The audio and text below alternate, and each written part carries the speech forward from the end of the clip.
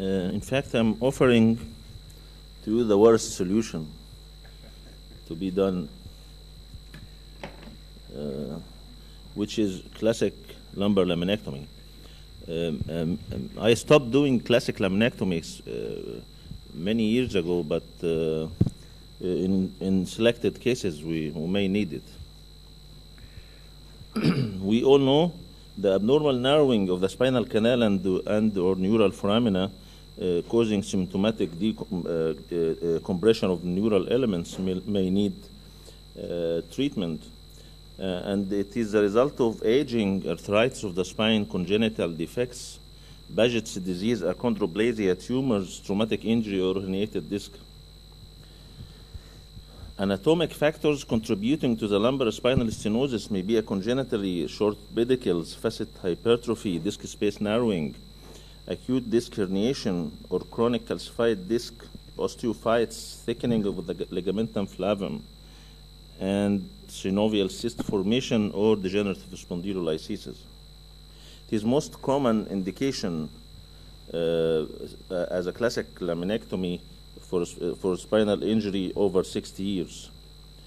Symptoms of the stenosis may be neurogenic claudication, radicular pain, weakness, sensory abnormalities, or back pain, with a differential diagnosis of vascular claudication, osteoarthritis of the hip or knee, lumbar disc tumors, and other.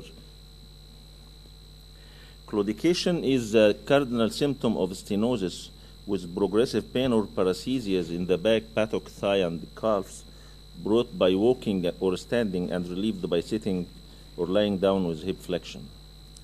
Limited lumbar extension may be found in almost all the cases, with some cases having some sensory deficits and some less having some muscle weakness.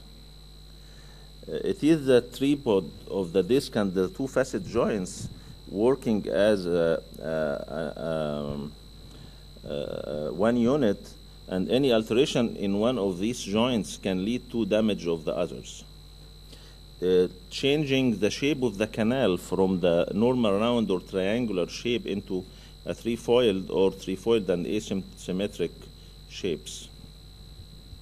Stenosis may be central, compressing the cecal sac with presentation mostly with claudication, and some patients may only have back pain.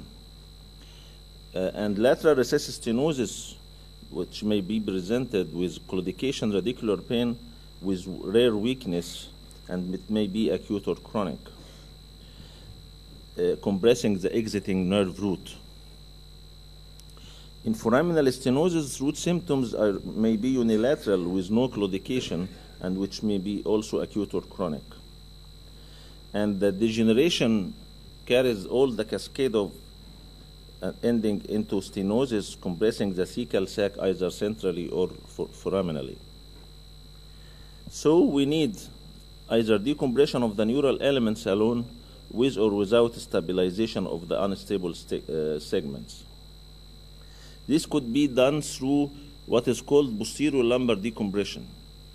Posterior lumbar decompression could be done either with laminectomy or laminotomy to decompress the spinal canal nerve roots with a preoperative gold standard diagnosis with MRI. Classic laminectomy is 131 years old, starting in 1887 in London by Victor Horsley, and it is also called in-block laminectomy, trapdoor laminectomy, or decompressive laminectomy. Spinous process and portions of each lamina are removed as a single unit, as you can see here.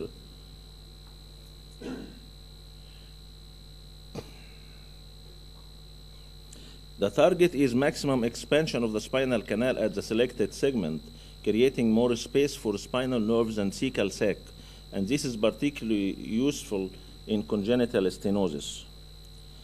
The technique, if you go through the technique that we all know step by step, different exposure techniques for posterior lumbar decompression are similar, with the exception of bilateral laminotomies through a unilateral approach. Site of the incision should be guided by either bony prominent landmarks by palpation at L4-5 and lowest interspinous defect, and by needle spinal localization X-ray guided. And with exposure of the bony spine under local anesthesia or under general anesthesia, the midline incision should be followed by gentle subperiosteal muscle dissection, preserving the facet capsule, which is mandatory with great care.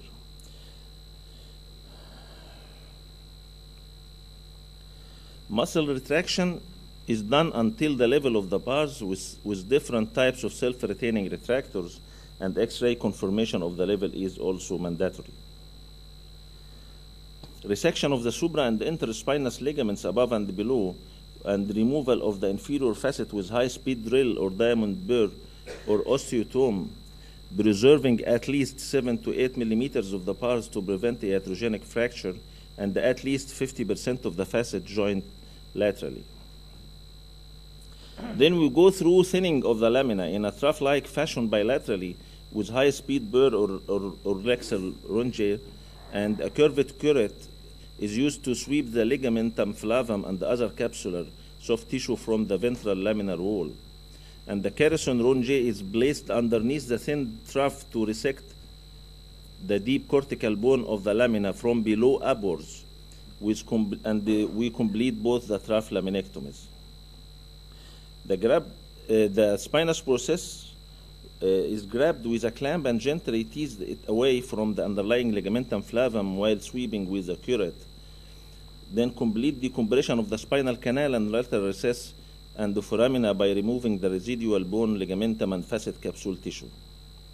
If the stenosis is localized to the ligamentum flavum and the facet hypertrophy, exposure of the facet above is not needed.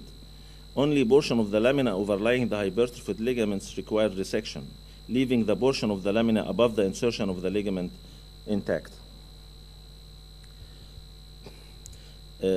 Decompression of the lateral recess is by undercutting the ventral aspect of the facet joints and the ligamentum flavum with medial facetectomy if necessary, and the traversing nerve root under the facet joint must be visualized.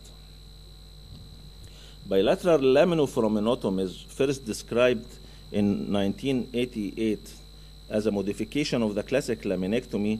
Is done with preservation of the spinous processes, interspinous ligaments, and supraspinous ligaments, and may be done bilaterally or unilaterally in some cases. I'd like to mention some of the pitfalls of this traditional classic technique. Patients who improved and respond to an epidural preoperative steroid injection tend to have a good prognosis as regard to outcome. Routine dynamic X-ray films are mandatory for assessing the patient preoperatively because any dynamic instability should be better treated with fusion rather than a laminectomy alone.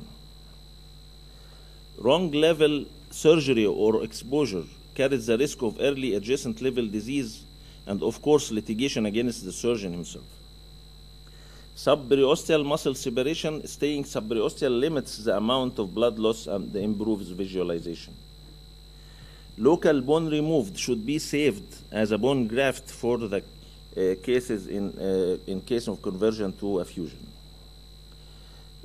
Preservation of the adjacent facet joint capsule is mandatory because failure to do so may result in accelerated adjacent level disease. Fusion may be required either in case of more than 50% of both facets are removed or one facet is entirely removed due to potential spinal instability. Staying also sublaminar but supraflaval with ligamentum flavum preservation as long as possible until complete bony decompression provide a barrier to minimize an incidental durotomy. Then the flavum could be carefully removed. And here I'd like to stress on the presence of Hoffman ligaments and fibrous bands between the flavum and the dura, especially at the L5S1 and less at L4-5 levels, which act as a zipper. And here you should bite, not pull the ligament, and bisect the fibrous band and the ligament once recognized near the ligamentous end. by fine scissors. And to avoid incidental durotomy for safe decompression of the lateral recess and the foramen, it is better performed from the opposite side. And putting a small piece of gauze inserted between the theca and the ligamentum flavum to protect the dura from the bites of the keratome. And depressing the dura with a Watson tool or similar instruments for each keratome bite. However, if incidental durotomy occurs, it could be watertight sealed with Brulin suture or with fascial graft or muscle graft. Fibrin glue could be placed over the defect and bed rest for at least 24 hours. In case of revision laminectomies, which means epidural adhesions and abnormal anatomical landmarks, a preoperative CT scan is mandatory to define the bony anatomy, and burying bone in regions of scar is safer than using accurate. So the key points are, number one, who is better treated with classic laminectomy than bilateral decompression from a unilateral approach? Are three kinds of patients: either obese patients, congenital stenosis patients, or cases of severe stenosis. And it should be stressed that surgery with classic laminectomy may not relieve low back pain. Patients should be informed that the primary goal is to relieve the claudication pain and not the back pain. And this adequate decompression of the neural structure should be safe and efficient.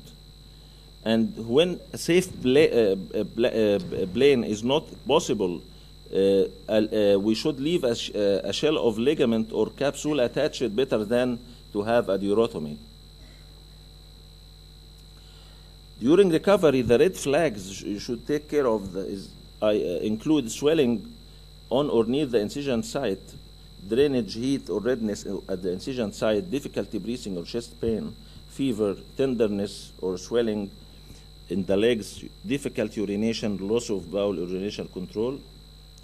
And the outcome, if neurogenic claudication was the main symptom, usually laminectomy, if done without fusion, the recovery is rapid with long-term relief. However, it is prolonged if fusion is required. Can you wrap up, please? I'd like to finish now. Wrap up, please. Wrap up, please. Okay. If I have to choose between minimally invasive and open laminectomy, of course, minimally invasive approach had a significant VAS improvement, but the ODI scores were almost statistically the same. And open laminectomy is much better than conservative treatment as at a 2 years and more follow-up. Thank you very much. Okay. Our next speaker is Kamal Kosh, who is going to talk about the unilateral approach